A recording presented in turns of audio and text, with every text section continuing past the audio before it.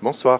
Nous sommes dans une période chargée en événements autour du port Hercule avec le e-Prix qui a eu lieu et bientôt le Grand Prix historique et bien sûr le Grand Prix de F1.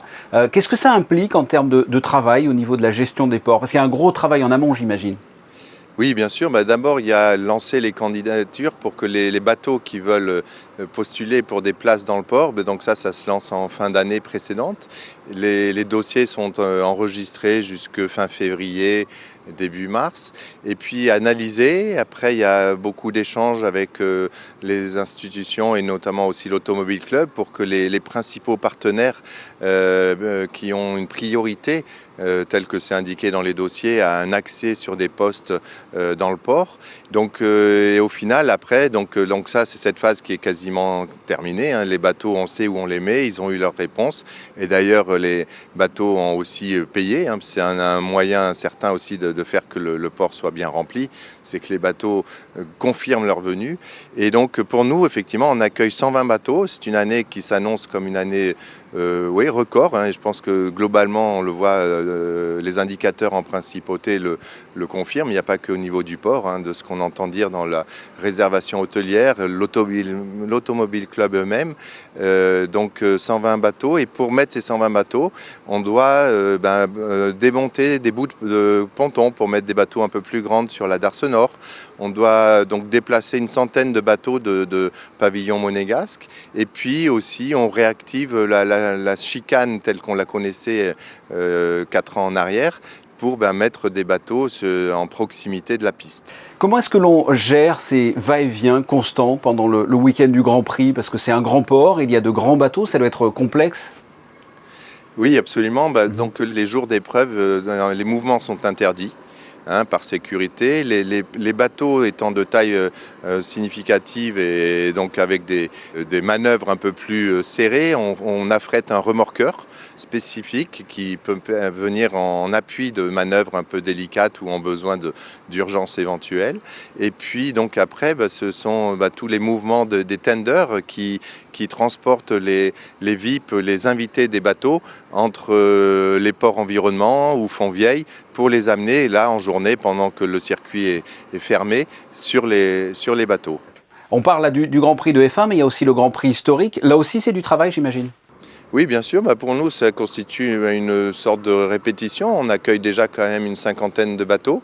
Donc, et puis, c'est tout la mise en place, les réglages, des infrastructures, des accès. Donc, c'est un événement déjà important et puis qui prend de plus en plus d'importance de façon générale avec ce que l'on sait de toute l'occupation de la ville et de tous les établissements et donc du port aussi. Qu'est-ce qui est le plus complexe pendant cette période, ce mois de mai, là où il y a beaucoup de courses automobiles? Complexe, nous, c'est de bien veiller à ce que les bateaux libèrent les places, préparer les pontons, préparer le matériel pour que les équipements techniques soient bien en place et permettre aux bateaux l'essentiel de se brancher, préparer tout ce qui est la gestion des déchets, préparer les contrats aussi c'est un service nouveau qu'on généralise aux bateaux pour leur proposer de vider leur cuve. C'est inclus donc dorénavant dans le prix que l'on leur propose pour la semaine. Donc voilà, c'est une multitude de petites actions que l'Automobile Club délivre les laissez-passer, délivrer les passes pour les tenders, hein, puisqu'on ne se présente pas dans le port avec 100 passes, puisque les points de desserte sont limités. Donc c'est une multitude de tâches. Et ce qui est intéressant de constater, c'est que le jour du Grand Prix, Monaco est le centre du monde et par la même occasion le port également, hein, puisque on le voit à travers le monde, ce journal, le port de Monaco. Bien sûr, j'allais dire, c'est vrai que nous, le port, c'est une image clé dans une photo d'un touriste ou de quelqu'un qui visite Monaco. Un des ports est souvent sur les photos et pendant le Grand Prix, c'est clair que cet amphithéâtre unique et magnifique, le port doit donner sa meilleure image et c'est vrai que pour nous c'est une exigence forte d'un moment clé de l'année. Et contrairement au Grand Prix de Miami, ce sont de vrais yachts avec un vrai port. Hein. Je vous le confirme. Dans votre actualité, il y a quelques jours, vous étiez à Miami, au plus important salon mondial rassemblant les professionnels de la croisière. Quel était l'objectif et qu'est-ce que ça représente de participer à ce salon ? Effectivement, c'est le salon mondial reconnu où tout acteur ou toute destination, et c'est à cet égard-là qu'on y va, se doit d'être présente. Donc c'est un salon qui avait été interrompu pendant 2 années, comme toute l'activité, donc qui a repris avec une très bonne participation, un peu inférieure aux participations habituelles, mais qui reflète la reprise de l'activité, qui est globalement plutôt bonne. Et donc voilà, c'est Monaco qui s'est positionné comme une vraie destination, qui s'affiche maintenant en pouvant orienter et cibler une clientèle de luxe et de premium.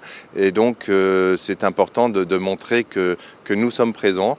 Et puis, notamment, pour avoir demain à Marée à la Digue, on a un bateau de croisière qui d'ailleurs ressemble plus à un très grand yacht qui fait 168 mètres et qui accueille uniquement 240 croisiéristes, donc de luxe, on l'a compris. Oui, c'est votre objectif, ça, ici à Monaco. Oui, c'est vraiment la démonstration de cette cible de bateau que l'on souhaite. Et donc, comme c'est d'ailleurs la première fois que ce bateau vient au port, il y aura une petite cérémonie d'échange de plaques. Écoutez, Olivier Lavagna, merci d'avoir répondu à mes questions. Merci à vous.